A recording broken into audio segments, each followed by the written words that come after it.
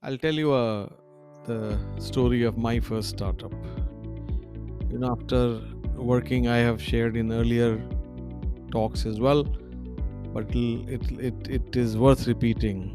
After working in a company as a VP of sales and marketing, building a couple of $100 million business for them, I was making close to $500,000, including all the commissions in those days. Today, of course, every Tom, Dick, and Harry is getting $500,000 salary in the West Coast. But it was very rare in our company. Uh, Perhaps nobody was making, because I was really built a good business there. I left and started a company, and we had some money from one of the initial investors as a convertible note that kept us going for a few months. Then we had to raise money, and we thought, oh, we'll raise money, everybody's raising. But it was 2000, it was post 2000 boom, and or entering into the 2001 bust. Like things were going down. I mean, .com companies were all closing down, pets.com and this.com and that.com. That was the first wave of .com bust had started. And we are, anybody we talked to, they said, well, we are right now busy with our companies going down, shutting down. So in a way, signs of initial recession were happening. And that's when I started my company. So one lesson number one here is an entrepreneur should, as much as possible, should have his blinders on, meaning he shouldn't be like one of those horses trying to, right, meaning grind the seeds to get oil. I mean, you've seen those things perhaps. I mean, in my childhood I remember seeing that, that sarson ka tel kaise nikalta hai, right? So the guys are just going around and he's sowing that seed to get, and they just have to go around. They don't have to see who's coming and seeing. They don't have to see anything else, what is happening. Why it is helpful is because if you see too much of this, then you will get distracted. See, markets like US, this has been the longest running bull period, right? Bull market.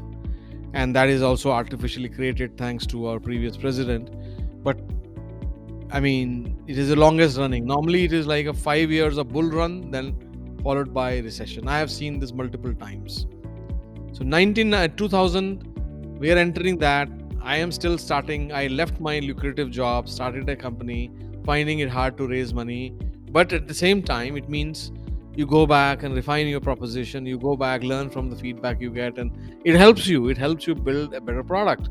We wanted to do a big switch, a big box in a way, big multi-protocol storage networking box. And in the process, we realized that the box will require a lot of money and a lot of big marketing that we don't have experience in doing. We haven't done that in the past, and instead we should do a chip. I mean, nobody told us to go and do a chip, but we realized through the process that our value proposition is more aligned with what we have done before, and that should be a chip, a semiconductor device, because that's what I was known for, or I've done. Firmware, software, these kind of things we have done, and the chip. So that helped us. Keeping blinders on was very helpful. Then we raised the money, first round of funding, on 31st of August 2001. I don't know, many of you are very young to realize, some are perhaps born at that time. 31st of August 2001, 11 days before 9/11. Fortunately, all our $11 million of first round of funding was in the bank. It's in the bank. I'm very happy. Sit in the car. Office is there. People are there. Salary is there. Everything is there. And I'm driving to work. And 8:45, I hear the news. An aeroplane has come and hit World Trade Center. People are still thinking that pilot lost his way. कुछ हो गया करके उसको, right? या plane को कुछ हो गया या pilot को कुछ हो गया, right? One of the two. Nobody knows what is happening. Then another plane hits. Another plane. I mean, everybody knows the story, sad story of that. And I know perhaps some people coming from India don't their trains get hit, planes get hit all the time. But this, for America, or for the world rather, once it all happened and people realized what had happened, it was perhaps I would say, even bigger than COVID in some ways. The COVID, we lost a lot more lives in COVID. But there it was a single act in single day. So much had happened, and that was devastating, and people didn't realize, and we don't know what else is coming. I mean, who knows, and 20 other planes have been hijacked and they're going to be fall all over the world or all over the country. But imagine what it did to the investment market, which is already going through dot-com bust. It really took things in the different dimension. Things completely went haywire. People didn't know.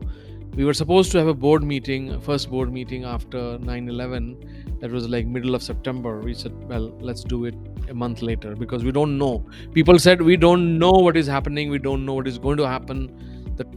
The trade center was, the largest stock exchange in the world. A lot of banks were there. The data people were not able to recover. Accounts are lost, and this. A lot chaos was happening around us. Someone once I was talking to, they summed it up like this. They said, in 2000, the dot-com bust time, we all thought it's going to be a long tunnel before we see the light. It's like a darkness. You're entering an era of darkness, and there's a long tunnel, then you'll see the light. Now they're saying that, well, the light has been turned off indefinitely after 9/11.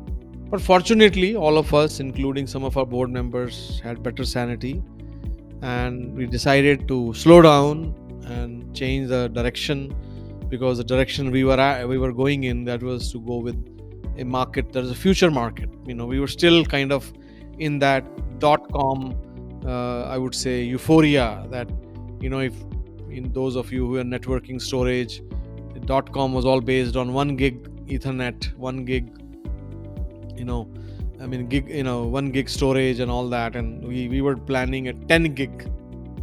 We thought that 1 gig is already there, so now the next big boom is going to be 10 gig, around 10 gig. Instead, we changed our value proposition to be multiple 1 gig. That's a big change we made in our product. We had to change the architecture completely. So that tells you that the impact, or how you can prepare for yourself for such a scenario, because all our market research at that time in the next few months showed us was that market is not going to be ready for 10 gig for another 10 years, and that proved to be true. By the way, though we were ready for 10 gig product, we knew the market is not going to be ready. So we repositioned ourselves to be a multi 1 gig chip vendor rather than a 10 gig vendor. Chip complexity, chip architecture inside we kept the same, so that later on, when market is ready for 10 gig, we could be the first one. So that was the plan. Now, coming back to the lessons that one can take away from these things, is that, first of all, markets are never going to be favorable to you specifically if you are doing something new. And in many cases, like in my case, many of my cases, we ended up creating the market. So you need to see where market is headed now, so that you can predict the future for what you are planning to launch or do. So don't worry about it. In fact, they say the best time to do a startup is when the market is down, because if you can do it, you will be the winner. Keep your blinders on, focus on what you're good at, create value. At the end of the day, if you have created value, there will be consumers willing to pay for it.